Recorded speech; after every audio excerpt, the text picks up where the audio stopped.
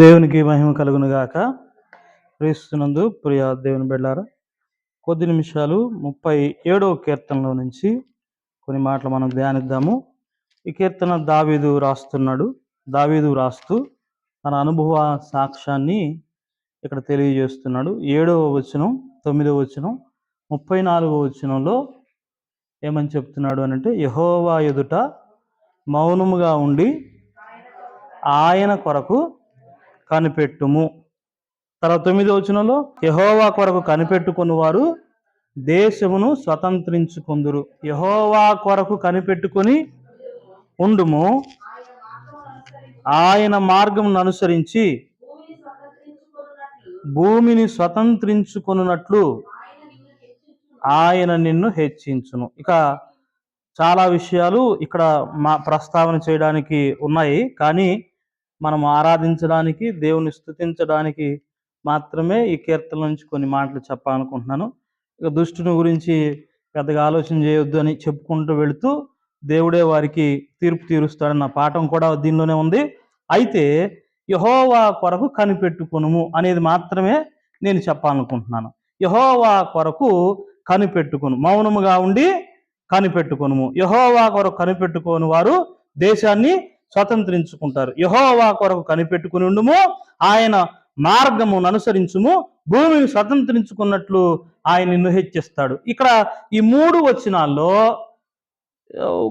ఈ కీర్తన చదువుతున్న భక్తునితోటి దావీదు ఏమంటున్నాడంటే, మౌనంగా ఉండు, దేవుడి కోసం కనిపెట్టు, దేవుని కోసం కనిపెట్టుకుంటే భూమిని నువ్వు స్వతంత్రించుకుంటావు అన్న అద్భుతమైన వాగ్దానాలు మనకి ఇక్కడ ఉన్నాయి. ఈ వాగ్దానాల్లో ఇక్కడ నేను మీకు చెప్పాలనుకున్న మాట ఏంటంటే, యెహోవా కొరకు కనిపెట్టుకోవడం అంటే ఏంటి? యెహోవా కొరకు కనిపెట్టుకోవడం అంటే ఎదురు చూడడం, అంతే కదా. ఊరు వెళ్ళిన నానో అమ్మో లేదా నరసరావుపేట నుంచి వెళ్ళారనుకోండి, పిల్లలు కనిపెట్టుకొని చూస్తారా? ఎందుకని? ఏదైనా తీసుకొని వస్తారని. లేకపోతే ఆలస్యం అయిపోతుంది, అమ్మ ఎప్పుడు వస్తుంది.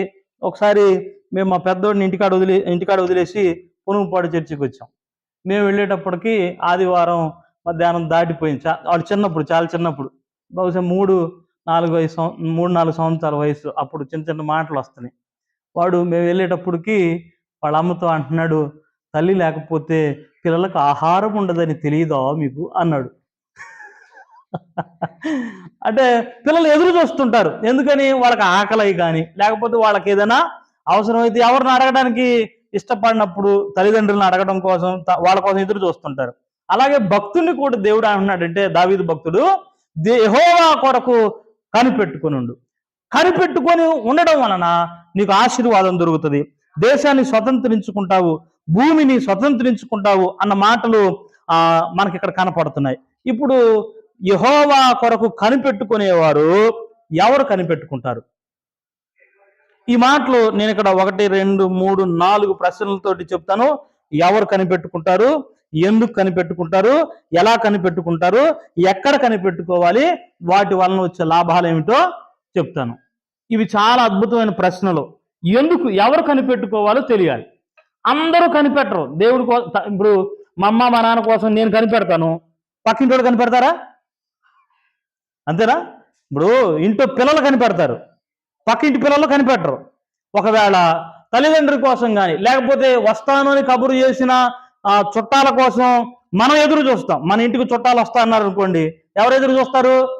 మనం ఎదురు చూస్తాం, పక్కింటి వాళ్ళు ఎదురు చూడరు. ఏంటి మీ ఇంట్లో అడావుడు ఉంది అని వాళ్ళు రోడ్డు మీదకి వచ్చి ఎదురు చూడరు, మనమే ఎదురు చూస్తాం, మనం సిద్ధపడతాం. అయితే దావీదు యెహోవా కొరకు మౌనంగా ఉండి కనిపెట్టుకోమంటే ఎవరు కనిపెట్టుకోవాలో మనకు తెలియాలి. ఎలాంటి పరిస్థితుల్లో కనిపెట్టుకోవాలో మనకు తెలియాలి. ఎలా కనిపెట్టుకోవాలో తెలియాలి. ఎందుకు కనిపెట్టాలో తెలియాలి. ఎందుకు కనిపెట్టాలో తెలియలేదనుకోండి, ఊరికే ఎదురు చూస్తా ఉన్నాం. ఏంటి పాస్టర్ గారు చెప్పినట్టు కనిపెడుతున్నాను అన్నావు అనుకోండి, ఎందుకు కనిపెడుతున్నావా తెలియకపోతే, ఎవరి కోసం కనిపెడుతున్నావో తెలియకపోతే, నోవాహు కోసం ఒక ఆయన ప్రసంగం చెప్తున్నాడట. నోవాహు అట్లు చేసెను అని ఉంది. అట్లు చేసి రక్షించబడ్డాడు, అట్లు చేసి దేవుడు చెప్పినట్టుగా అట్లు చేశాడు అని చెప్తే ఇంటికి పోయి ఒక 5-6 కేజీలు పిండి పోసుకొని రుబ్బుకొని తెల్లారి నుంచి పోతా ఉందట. ఏందమ్మా అట్లు పోతాం చుట్టాలు ఎవరు? లేదు లేదు, నోవాహు అట్లు పోసాడు. ఎవరు చెప్పారు నీకు? పాస్టర్ గారే చెప్పాడు. అట్లు చేసి, అయ్య బాబో, నువ్వు వినే మాట జాగ్రత్తగా వినకపోతే అట్లు పోసినట్టే ఉంటుంది నీ వ్యవహారం. కనిపెట్టుకోమన్నాను కదా, ఎదురు చూడమన్నాను కదా, దేవుని కోసం చూడమన్నాను కదా అని చెప్పేసి మీరు పాపం ఆ ఇంటికి వెళ్ళిపోయి అంత సర్దుకొని కూర్చొని నిదానంగా ఎదురు చూస్తుంటారేమో అని ఈ మాటలని చెప్పాల్సి వస్తుంది మీకు. ఎవరు కనిపెట్టుకుంటారు అని అంటే, జకర్యా గ్రంథము 11వ అధ్యాయము 11వ వచనం మీరు ఒకసారి చదివితే, జకర్యా గ్రంథము 11వ అధ్యాయము 11వ వచనం.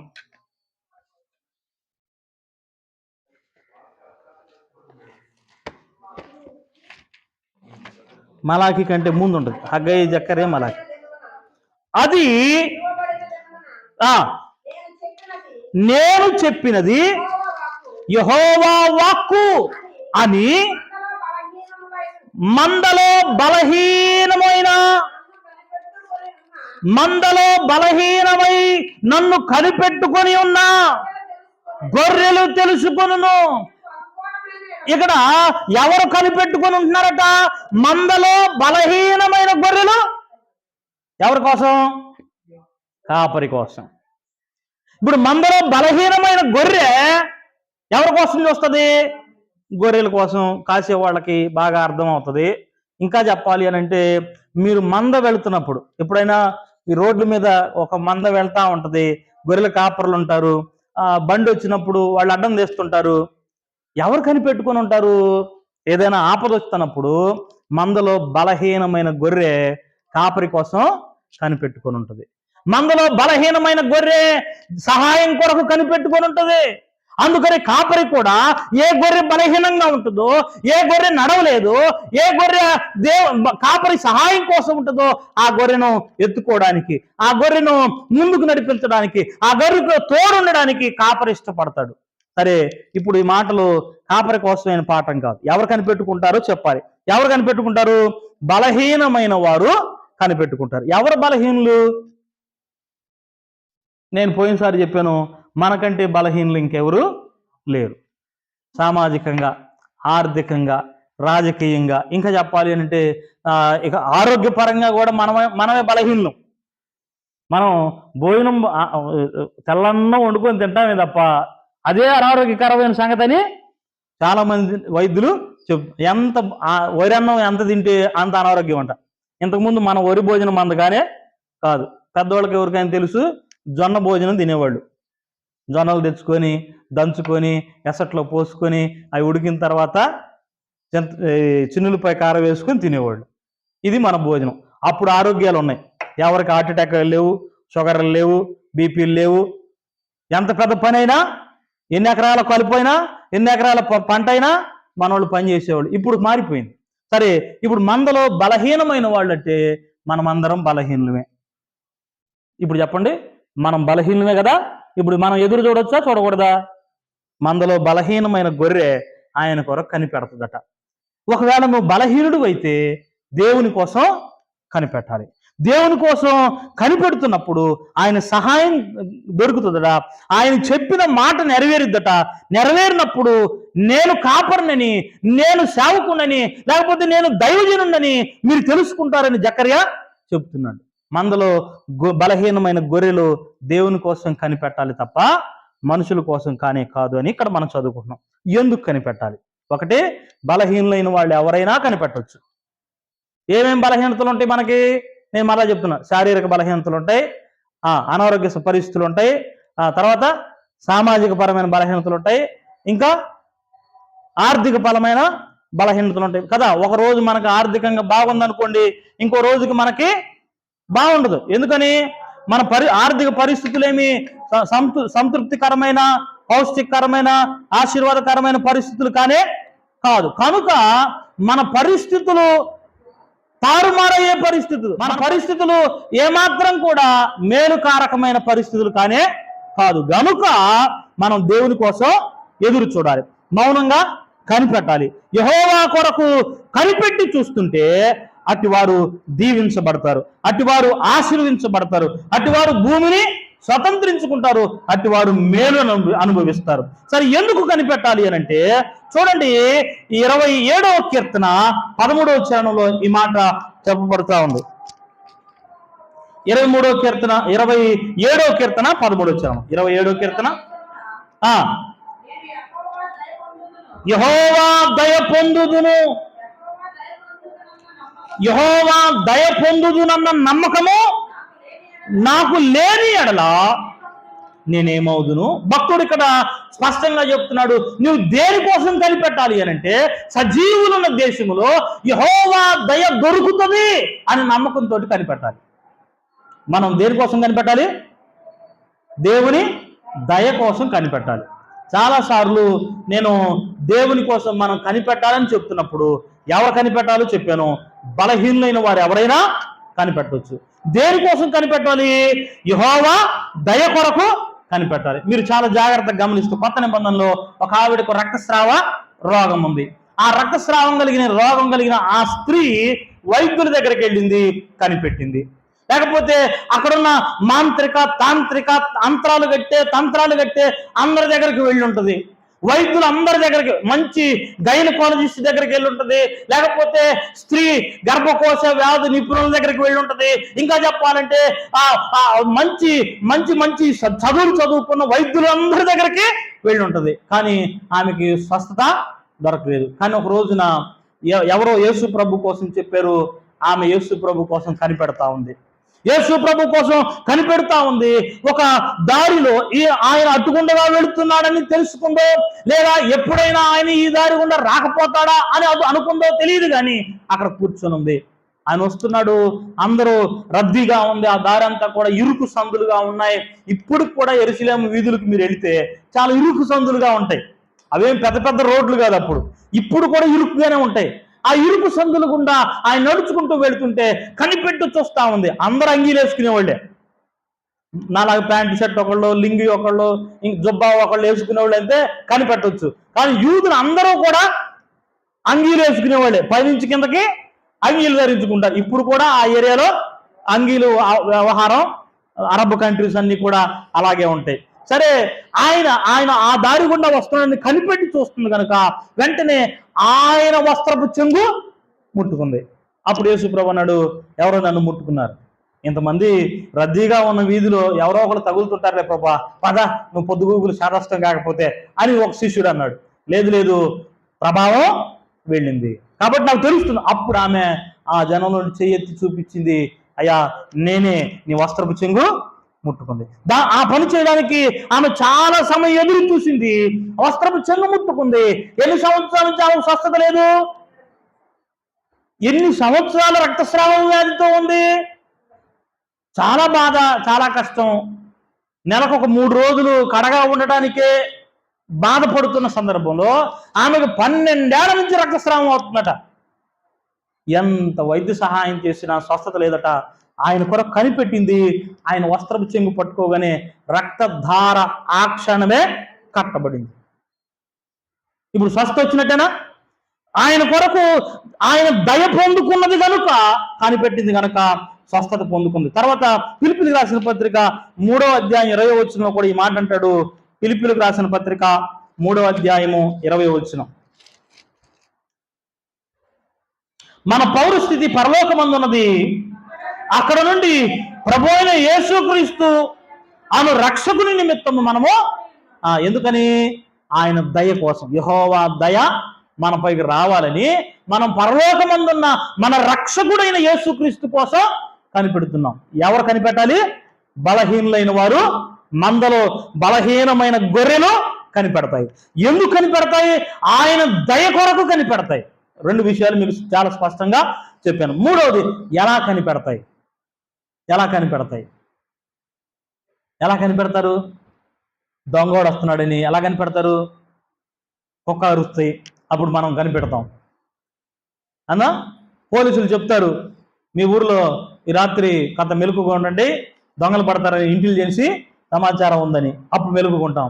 మరి యేసు ప్రభు కోసం లేదా దేవుని కోసం బలహీనమైన గొర్రెలు వంటి మనము ఎలా కనిపెట్టాలి అని అంటే చూడండి, 37వ కీర్తనలోని 7వ చరణంలో ఈ మాట మనం చదువుతాము. 37వ కీర్తన 7వ చరణం. యెహోవా ఎదుట మౌనముగా నుండి ఆయన కొరకు కనిపెట్టుకొనుము. ఇప్పుడు ఎలా కనిపెడతారు? కనిపెట్టేటప్పుడు ఎవరికి తెలియాల్సిన పని లేదు, నేను దేవుని కోసం కనిపెడుతున్నాను. సరే, మీకు ఒక వ్యక్తిని పరిచయం చేయాలనుకుంటున్నాను. ఆయన చాలా మంచి ఉద్యోగం చేస్తున్నాడు, ఇన్కమ్ ట్యాక్స్ ఆఫీసరు. ఇంటింటికి పోయి మీరు ఈ సంవత్సరము గవర్నమెంట్కి పన్ను కట్టండి, ఈ 3 నెలలకి నీటి పన్ను కట్టండి. ఒక్కోసారి అయితే గెడ్డం పెంచుకున్న పన్ను వేసారట. ఇంటికి ఎన్ని కిటికీలు ఉంటే అన్ని కిటికీలకి పన్ను వేసారట. తెలుసా మీకు? ప్రపంచంలో చాలా రకాల వింత అయిన పన్నులు. కేరళ రాష్ట్రంలో ఇంకా విచిత్రమైన దౌర్భాగ్యకరమైన పన్నులు కూడా వేసి వసూలు చేశారట. ఎవరైనా పవిట కొంగు రొమ్ములకు కప్పుకోవాలనుకుంటే కూడా పన్ను కట్టి కప్పుకోవాలట. అలాంటి పన్ను కేరళలో ఉండేది. ఇంక విచిత్రమైన పన్నులు ఉన్నాయి. సరే, ఆయన కూడా ఒక పన్నులు వసూలు చేసే ఇన్కమ్ ట్యాక్స్ ఆఫీసరు. పన్నులు వసూలు చేస్తాడు, లేకపోతే అన్యాయంగా వసూలు చేసుకునే వృత్తిలో ఉన్నాడు. ఒకసారి యేసు ప్రభుని చూడాలనుకున్నాడు. యేసు ప్రభుని ఎలా ఉంటాడో, యేసు ప్రభు కోసం వింతగా చెప్తున్నారే, ఆయన స్వస్థతలు చేస్తున్నాడని, అద్భుతాలు చేస్తున్నాడని, ఆయన బోధ అద్భుతంగా ఉందని విన్నానే. మరి ఆయన కోసం చూద్దాం, కనిపెట్టుకుందామని చెప్పి ఆయన బయలుదేరి చూడడానికి వస్తే జన సమూహము, యేసు ప్రభు చుట్టూ చాలా మంది జనం ఉన్నారు. ఆయన చూడలేకపోయినందున జక్కయ్య ఒక మేడు చెట్టు ఎక్కి కూర్చున్నాడట. ఎవరిని చూడటానికి? జక్కయ్య చెట్టు ఎక్కేటప్పుడు ఎవరికైనా తెలిసిందా? చెట్టు ఎక్కి చూస్తున్నాడని ఎవరైనా కనిపెట్టారా? ఎవరికి తెలియదు, మౌనంగా కనిపెడుతున్నాడు. ఇక మీకు అద్భుతమైన విషయం ఏంటంటే, అందరితో పాటు యేసు ప్రభు కూడా వెళుతున్నాడు. సరిగ్గా ఆ చెట్టు దగ్గరకు వచ్చేటప్పటికి నిలబడి యేసు ప్రభు అన్నాడు, జక్కయ్య దిగిరా, నేను నేడు నీ ఇంట. యేసు ప్రభు కనిపెట్టి చూస్తున్న జక్కయ్యను ఈయన ముందే కనిపెట్టాడు. మౌనంగా కనిపెడుతున్న జక్కయ్యను ముందుగానే కనిపెట్టిన ప్రభు ఆ ఇంటికి రక్షణ తీసుకుని వచ్చాడు. ఆ ఇంటికి వెళ్ళి కూర్చున్న తర్వాత ఆటోమేటిక్ రక్షణ వచ్చేసింది. దేవునికి స్తోత్రం. ఇప్పుడు ఎవరు కనిపెట్టాలని చెప్పాను? బలహీనులు కనిపెట్టాలి. ఎందుకు కనిపెట్టాలి? దయ కొరకు కనిపెట్టాలి. ఎలా కనిపెట్టాలి? మౌనంగా ఉండి కనిపెట్టాలి. ఎక్కడ కనిపెట్టాలి? చెట్టు మీద ఎక్కి కనిపెట్టాడు ఒక ఆయన. ఇందాకే చెప్పాను, జక్కయ్య. ఆ ఇరుకు సందుల్లో ఆయన ఎప్పుడు వస్తాడా అని రక్తస్రావం కలిగిన స్త్రీ కనిపెట్టింది. వీధుల్లో, చెట్లు పైన, గుట్టల చాటున కనిపెట్టే పద్ధతి ఇప్పుడు ఉంటే ఎంత బాగుండో, మీకు తిప్పలు తప్పేది కదా. టయానికి వచ్చి కూర్చోవడం, నేను వచ్చేదాకా ఎదురు చూడడం, ఆ బాధ ఉండేది కాదు కదా. ఇప్పుడు ఆ సమస్య లేదు. ఇప్పుడు ఎక్కడ పడితే అక్కడ కనిపెట్టడానికి లేదు అవకాశం. ఆ దారి పక్కనే పోతున్నాయంటే అక్కడ కూర్చుందాం, ఆ దారి గుండా వస్తున్నాను, ఆ చెట్టు ఎక్కుదాం అనే అవకాశం లేదు. ఇప్పుడు ఎక్కడ కనిపెట్టాలి అని అంటే, సామెతల గ్రంథం 8వ అధ్యాయము 34వ వచనం చూడండి. సామెతలు 8:34. అనుదినము నా గడప యొద్ద కనిపెట్టుకుని నా ద్వార బంధముల యొద్ద కాసుకొని నా ఉపదేశము వినువారు ధన్యులు. తెలిసి చెప్తున్నాడు ఎక్కడ కనిపెట్టాలి, ఎప్పుడు కనిపెట్టాలో, ఎలా కనిపెట్టాలో మరొకసారి చెప్తున్నాడు. అనుదినము ఎప్పుడు కనిపెట్టాలి? పొద్దున, సాయంకాలం, మధ్యాహ్నం, రాత్రి, ఇదేం చెప్పట్లా. అనుదినము ప్రతిరోజు కనిపెట్టాల్సిందే. ఎప్పటి వరకు? ఆయన నిన్ను పిలిచేదాకా. జక్కయ్య ఎప్పుడు దాకా చెట్టు మీద కూర్చున్నాడు? బహుశా ఎప్పుడు దాకా కూర్చునేవాడు? చెట్టు ఎక్కాడు. ఎప్పుడు దాకా కూర్చోవచ్చు ఆయనకి ఆఫీస్ టైం అయ్యేదాకా. లేదా యేసు ప్రభు ఆ వీధి గుండా వచ్చి ఆయన దాటిపోయేదాకా. లేదా ఒకవేళ అప్పట్లో మీటింగ్ పెట్టుకొని ఒక గ్రౌండ్కి వెళ్ళేవాళ్ళు కాదు, ఆ వీధిలోనే ఆయన మాట్లాడుతుండేవాడు. అందరూ వాక్యం వినేవాళ్ళు. స్వస్థతల కోసం, అద్భుతాల కోసం, రోగాల కోసం, విడుదల కోసం వచ్చేవాళ్ళు వెళ్ళిపోయేవాళ్ళు. వీధిలోనే అంత వీధి భాగవతం. కానీ ఇప్పుడు అలా లేదు. చూడండి, అనుదినము ఎక్కడ కనిపెట్టాలట? నా గడప యొద్ద కనిపెట్టుకొని నా ద్వార బంధముల యొద్ద కాచుకొని అనుదినము నా గడప యొద్ద ద్వార కమ్మెల యొద్ద కనిపెట్టుకోవాలి. ఇప్పుడు దేవుని ఇంటి గడప పట్టుకొని కనిపెట్టుకుంటే దేవుడు మేలు చేస్తాడు. ఇప్పుడు మీకు ఎవరైనా గుర్తొస్తున్నారా? పరిగెత్తుకుంటూ పోయి దేవుని ఇంటి గడపను పట్టుకున్న వాళ్ళు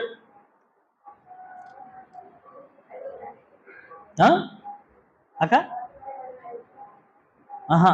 కాదు. మోషే మీద కొంతమంది తిరుగుబాటు చేశారు. కోరహు గ్రూప్ లీడర్ అయ్యాడు. కోరహుతో పాటు కొంతమంది చేరారు. దేవుడు మోషే పక్షా నుండి నేల నెర్రవిరవడం మొదలుపెట్టింది. దేవుడు వారిని అమాంతం మింగివేయడానికి నేలకు ఆజ్ఞాపించాడు. కోరహు కుమారులు ఉన్నారు. వీళ్ళకి డౌట్ వచ్చేసింది, అయ్యో బాబు మనం తేడా బ్యాచ్లో చేరిపోయినట్టున్నాం, ఈ బ్యాచ్లో ఉంటే వెంటనే నేల మింగేస్తుంది అని చెప్పేసి కోరహు కుమారులు పరిగెత్తుకుంటా దేవుని మందిరంలోకి వెళ్ళి, దేవుని మందిరం ఎలా ఉండేది అప్పుడు మోషే కాలంలో?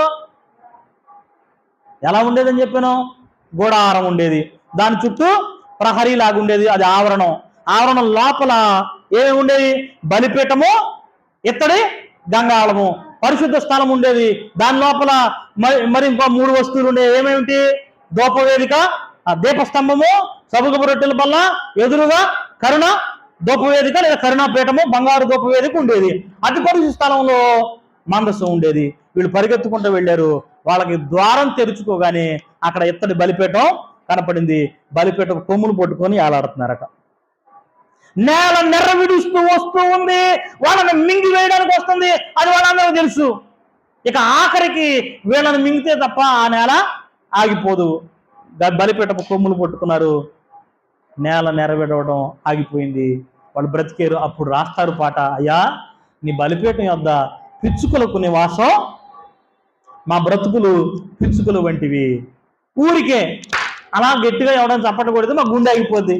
కాబట్టి మేము బ్రతకడానికి నీ బలిపీఠమే ఆధారం అయింది. ఇప్పుడు చెప్పండి, భక్తుడు ఏమని చెప్తున్నాడంటే, మీరు బలహీనులైతే దేవుని కోసం కనిపెట్టండి. ఎందుకు కనిపెట్టాలంటే ఆయన దయ కొరకు కనిపెట్టండి. ఎలా కనిపెట్టాలి అంటే మౌనంగా ఉండి కనిపెట్టండి. కనిపెట్టు. ఎక్కడ కనిపెట్టాలి? ఇప్పుడు ఆ రోజులు వేరు, ఈ రోజులు వేరు కదా అని అంటే, నా గడప యొద్ద కనిపెట్టుకొని, నా ద్వారబంధముల యొద్ద కాచుకొని అంటున్నాడు. కనిపెట్టుకొని కాచుకొని అనుదినము ఎదురు చూస్తే. చూడండి, ఇంకా 1 కొరింథీయులకు రాసిన పత్రిక 9:13 కూడా మీకు ఇంకొంచెం స్పష్టంగా ఈ మాట చెప్తాడు. 1 కొరింథీయులకు రాసిన పత్రిక 9వ అధ్యాయం 13వ వచనం. ఆలయ కృత్యములు జరిగించువారు ఆలయము వలన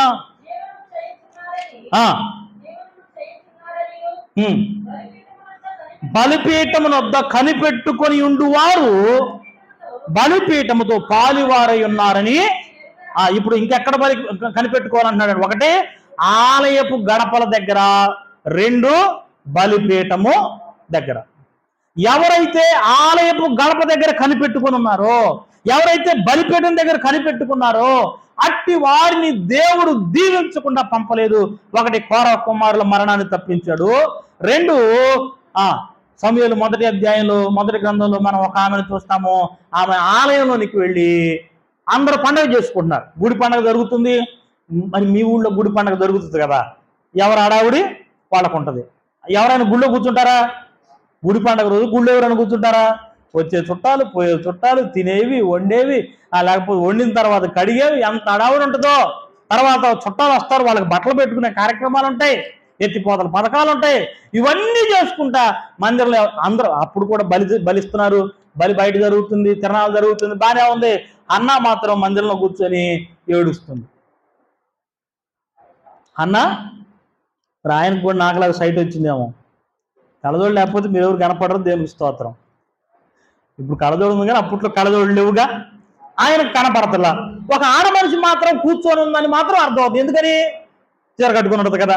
ఆడ మనిషి అర్థం పెద్ద మొత్తం కళ్ళు శుభ్రంగా కనపడాల్సిన పనే లేదు. ఆడ మనిషి ఉంది. ఆమె తాగిన మనిషిలాగా ఊగుతుంది, చీల్చుంది, ఏడుస్తుంది, మూలుగుతుంది. ఈయనకి వినపడుతుంది కదా. ఆయన అన్నాడు, అమ్మాయి తాగి అడ్డుకొచ్చావు మందిరంలోకి అన్నాడు. అబ్బాయిని కదా. ఆయన ఏమన్నా ఆమెకి, ఇప్పుడు నా పోటీ కుర్రోడు ఏమన్నా అంటే బాధ, కానీ ముసలాయన ఏమన్నా అంటే బాధ అవుతుందా?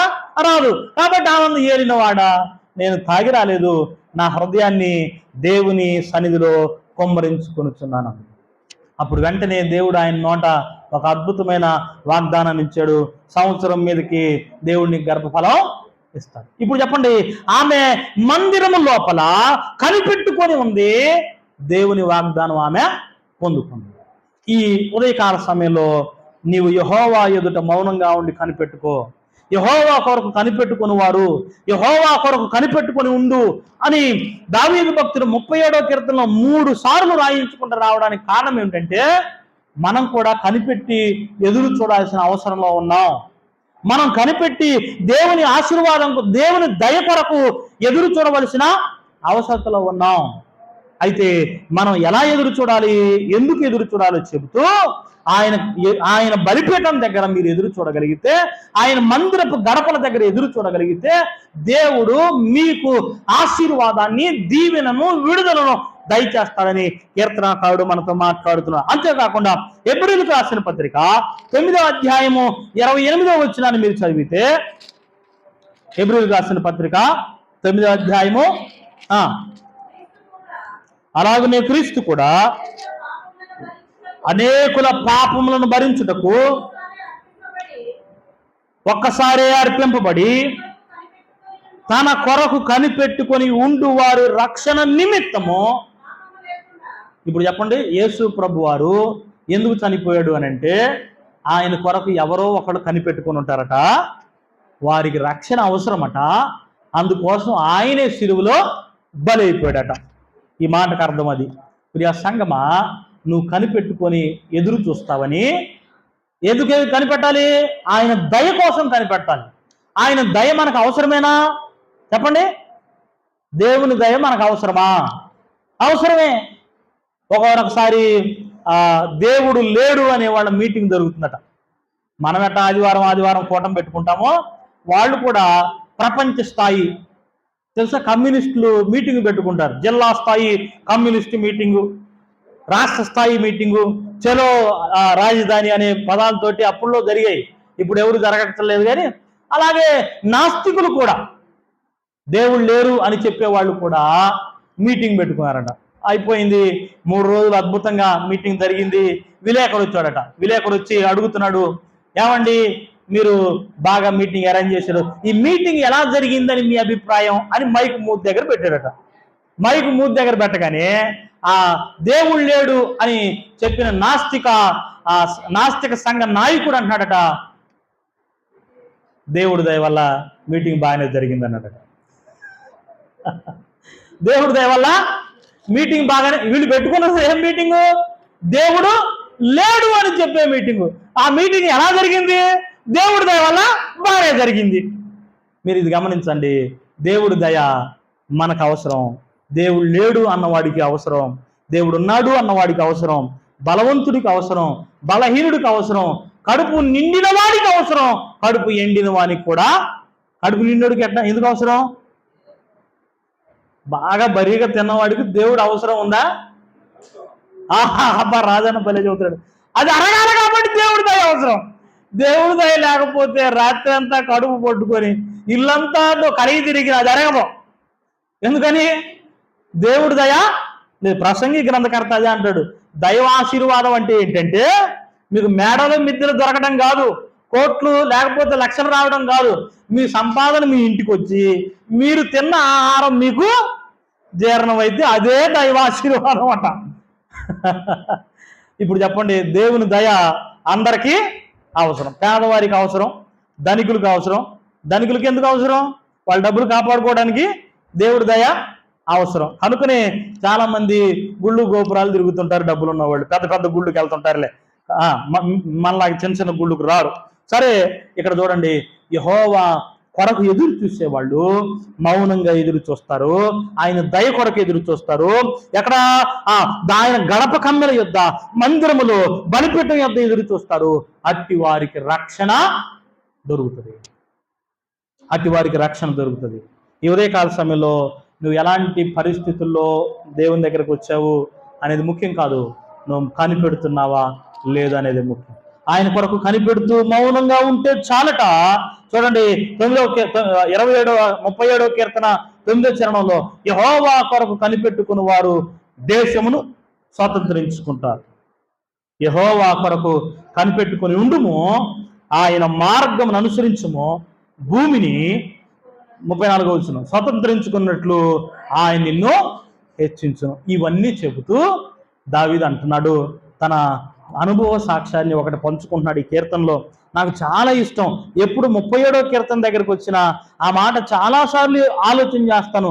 ఎన్నిసార్లు ఆలోచన చేసినా అది అంత అద్భుతంగా ఉంటుందో. 25వ వచనం చూడండి, 37వ కీర్తన 25వ వచనం, నేను చిన్నవాడనై ఉంటిని, ఇప్పుడు ముసలివాడనై ఉన్నాను. ఎవరు చెప్తారు ఈ మాటలో? దావీదే చెబుతున్నాడు. నేను చిన్నవాడిగా ఉన్నప్పటి నుండి ఇప్పుడు పెద్దవాడనై పండు ముసలివాడనై ఉన్నాను. అయినను నీతిమంతులు విడవబడుట గాని వారి సంతానము భిక్షమెత్తుట గాని నేను చూచి ఉండలేదు. ఆయన సాక్ష్యం చెప్తున్నాడు, నేను చిన్న పిల్లవాడిగా ఉన్నాను, ఇప్పుడు ముసలివాడనయ్యాను. ఇప్పుడు నాకు పెద్దగా ముసలితనం రాలేదులేండి. నేను చిన్న పిల్లవాడిగా ఉన్నాను, పెద్ద ముసలివాడు అయిపోయాడు. దావీదు తన జీవితంలో భక్తి ఎప్పుడు మొదలుపెట్టాడు? చిన్నతనం నుంచి మొదలుపెట్టాడు. చిన్నతనం నుంచి మొదలుపెట్టి ఈ కీర్తన రాసే సమయానికి ఆయనకి మనవ సంతానం కూడా పుట్టింది. పెద్ద వయసు వచ్చేసింది. ఇప్పుడు ఆయన సాక్ష్యం చెప్తాడు, నేను చిన్నవాడనై ఉంటిని, ఇప్పుడు ముసలివాడనై ఉన్నాను.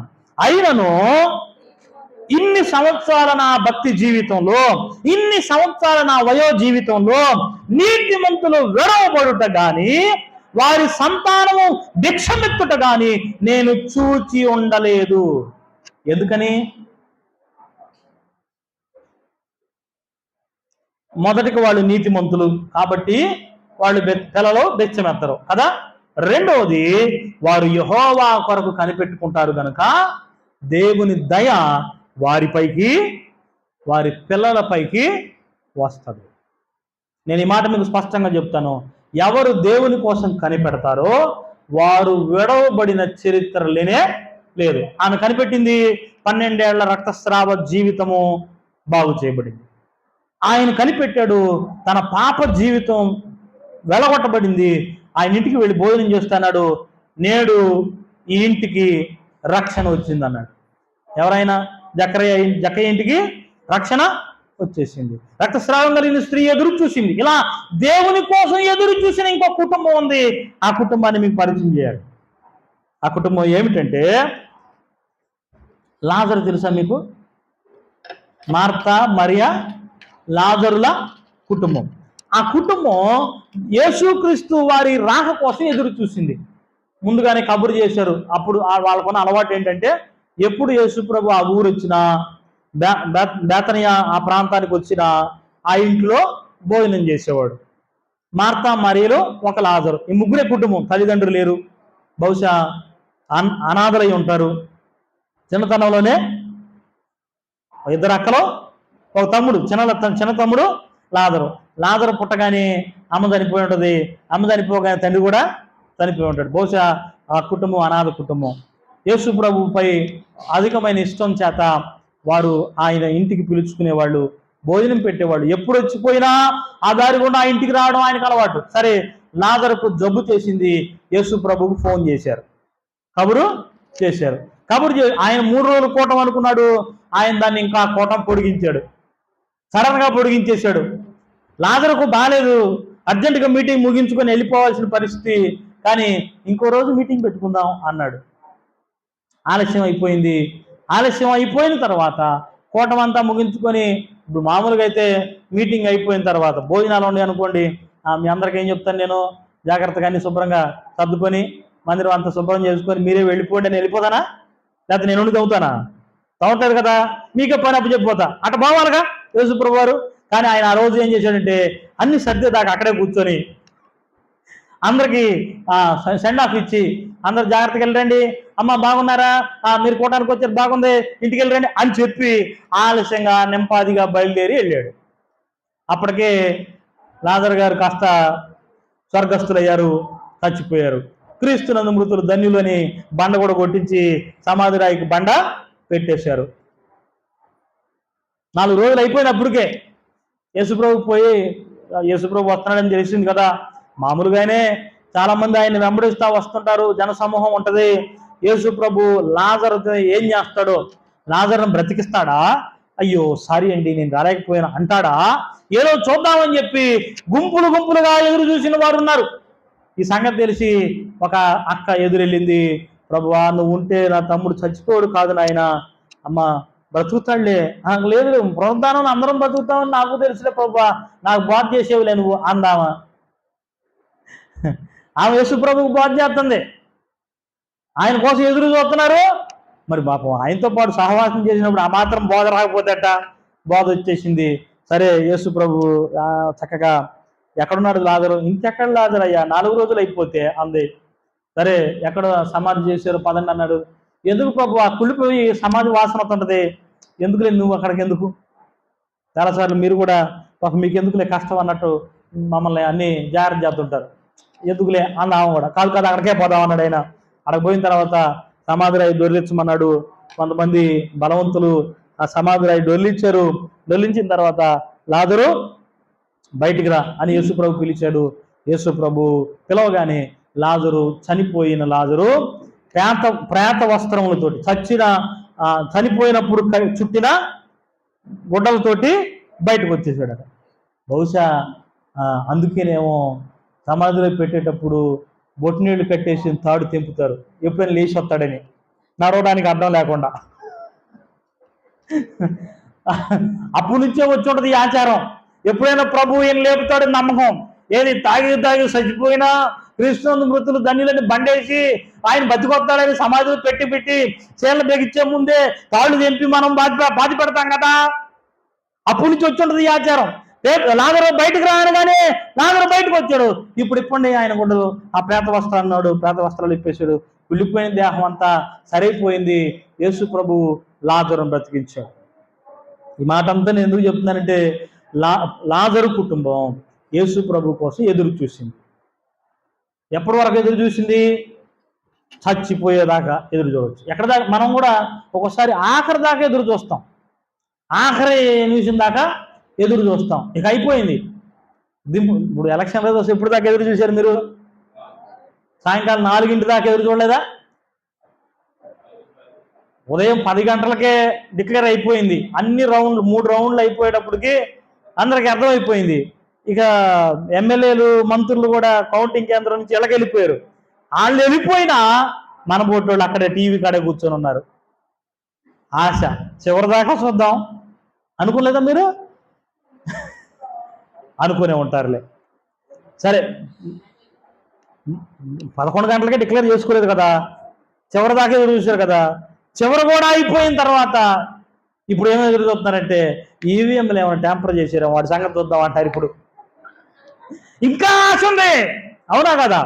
ఓట్లు మేము వేసామండి, పెద్ద పెద్ద బ్యానర్లు పెట్టి, అయ్యా మీకే ఓట్లు వేసాం, దాని సంగతి తేల్చండి అంటారు ఇప్పుడు.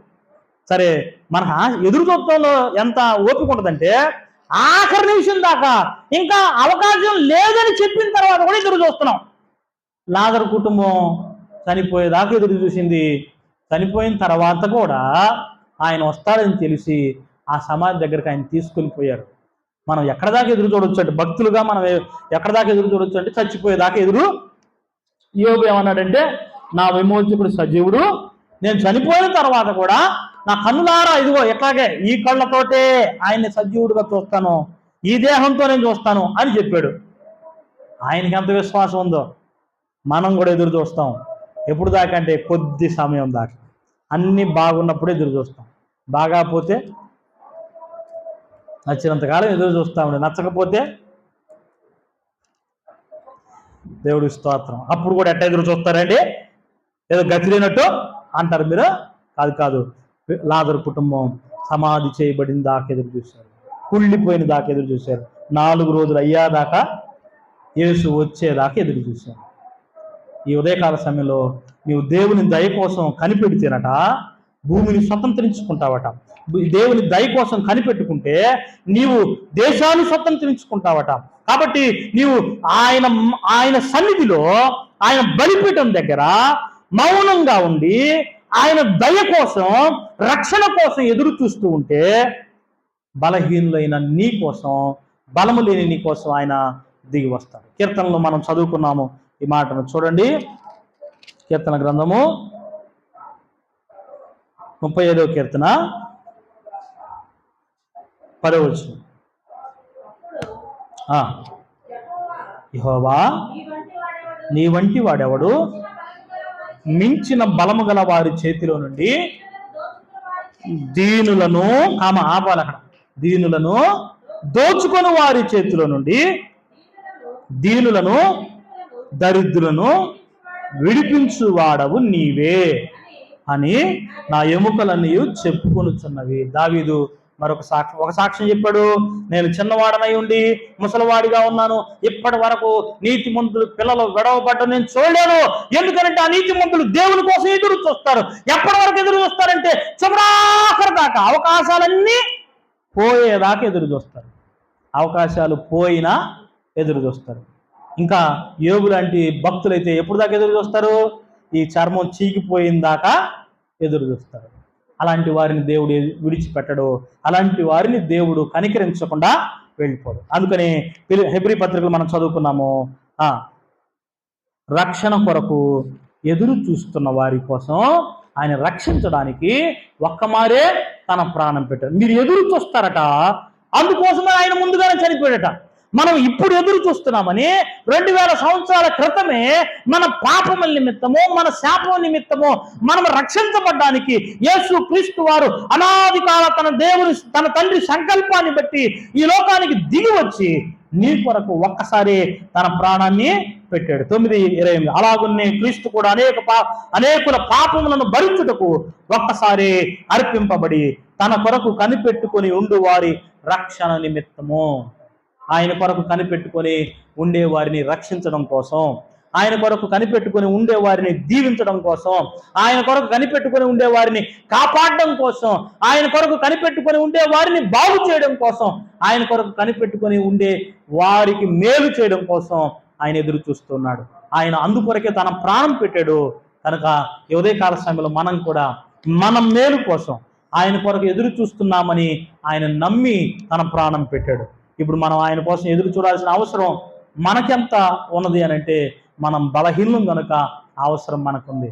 దీనులైన వారికి, దరిద్రులైన వారికి, ఏ బలము లేని వారికి కూడా ఆయనే బలమిచ్చే దేవుడని దావీదు భక్తుడు 35వ కీర్తనలో చెప్తుండగా ఆయన పాదాల దగ్గరకు వచ్చి, అయ్యా మేము బలం లేని వారము, మాకు మీ సహాయం అవసరం, నీ దయ నాకు అవసరం అంటూ ఆయన కొరకు కనిపెట్టగలిగితే దేవుడు తన కృపతో మనల్ని సంధించి మేలు చేసి తన రక్షణ మనపై చూపగలుగుతాడు. కనుక అటు దేవుని కొరకు కనిపెట్టడానికై ఆయన సన్నిధిలో చేరేమని, ఆయన మందిరంలో ఉన్నామని ఎరిగి బలిపీఠం దగ్గర, ఆయన గడప కమ్మెల దగ్గర, ఆయన గుమ్మముల్లో దేవుని కొరకు కనిపెడుతున్న భక్తుల వలె ఆయన ఎదురు సాగిలు పడుతూ ప్రభుకు మనం సమర్పించుకుందాం. తలలు వంచండి.